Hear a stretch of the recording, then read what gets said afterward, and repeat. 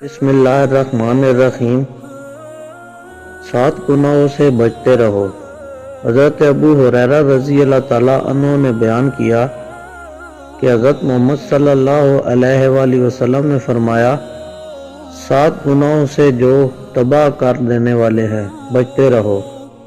صحابہ رضی اللہ تعالیٰ عنہ نے پوچھا، یا رسول اللہ وہ کون سے گناہ ہیں؟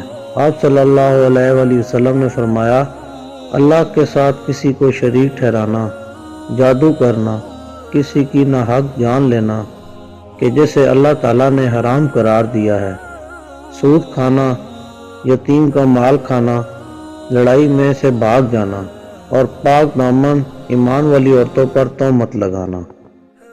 حضرت محمد صلی اللہ علیہ وآلہ وسلم نے ارشاد فرمایا، اگر کسی شخص کے دروازے پر نہر جاری ہو اور وہ روزانہ اس میں 5 دفعہ نہائے تو تمہارا کیا گمان ہے؟ کیا اس کے بدن پر کچھ بھی میل باقی رہ سکتی ہے؟ صحابہ نے عرض کی کہ نہیں یا رسول اللہ، ہرگز نہیں۔